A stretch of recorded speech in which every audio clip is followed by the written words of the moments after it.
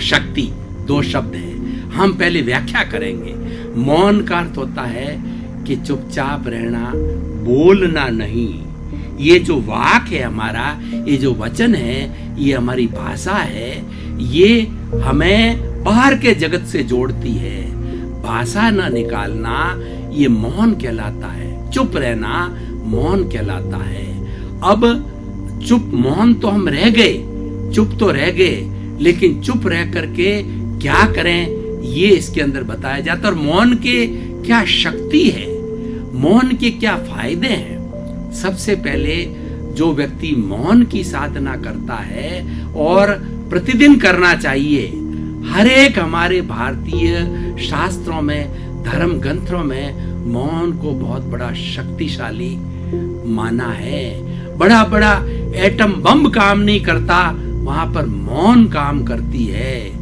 उतना मौन इतना पावरफुल एक साधना का यंत्र है और इतना बड़ा कार्य करता है। जो व्यक्ति मौन की साधना करने वाला होता है तो वो आकर के जहां पर खड़ा हो जाता है तो वहां का पर्यावरण आसपास का इतना सुंदर, इतना स्वच्छ और इतना पवित्र हो जाता है कि वहां पर आसपास के एरिया के अंदर कोई लड़ाई झगड़ा टंटा नहीं होता है।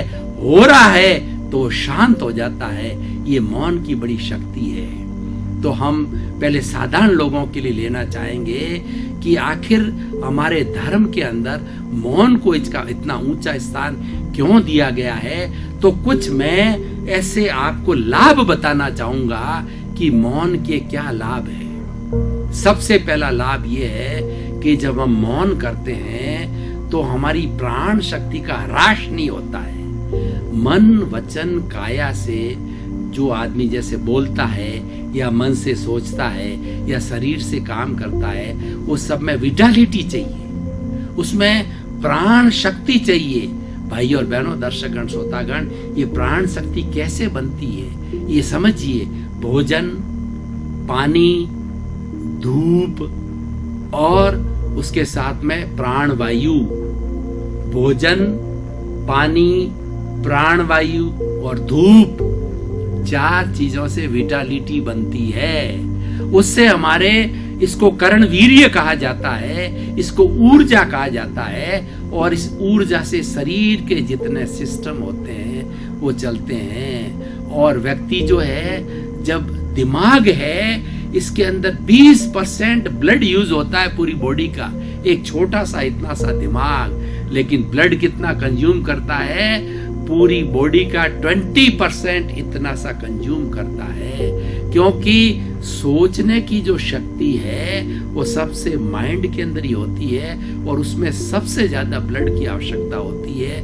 उसी तरह से हम बोलते हैं तो बोलने के लिए क्या करता है कि पहले तोलो फिर बोलो। ऐसी बानी बोलिए मन का आपा खोए, औरन को शीतल करे और आपो शीतल होए। व्यक्ति को, अभी हम मौन की बात कर रहे हैं, लेकिन जो व्यक्ति कोई बोले, मीठा बोले, प्रिय बोले, सत्य बोले, सीमित बोले और सबको अनुकरणीय हो वैसा बोले। अब देखिए, मौन करने से क्या होता है कि बोलने की शक्ति सारी बच गई। अब मैं बोल रहा हूं, 25 मिनट तक बोलूंगा तो मेरी काफी शक्ति जो है बोलने के अंदर लग जाती है। क्योंकि पहले सोचना पड़ता है और फिर तोल करके बोलना होता है, तो विटालिटी फास्ट खर्च होती है। तो आपकी ये शक्ति की सारी बचत हो गई। उस शक्ति को आप दूसरा पढ़ने में, लिखने में, सोचने में, प्लानिंग करने में, शरीर से अन्य अन्य काम करने में उसका उपयोग कर सकते हो। एक लाभ।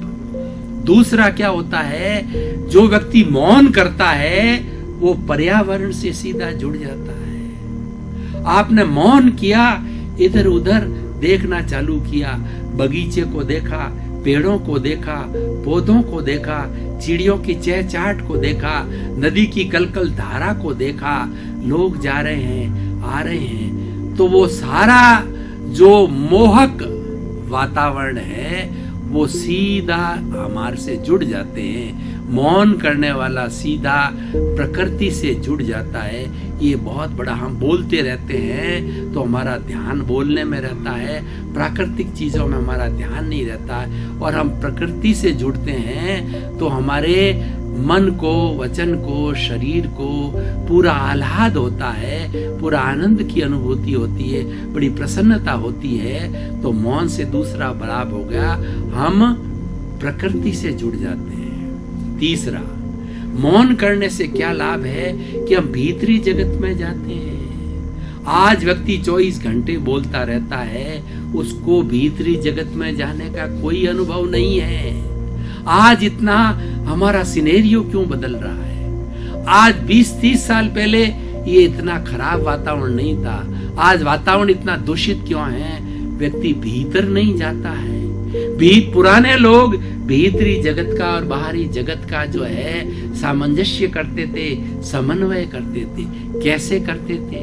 प्रभु भक्ति करते थे, माला फेरते थे, सत्संग करते थे, स्वाध्याय करते थे, रामायण पढ़ते थे, गीता पढ़ते थे।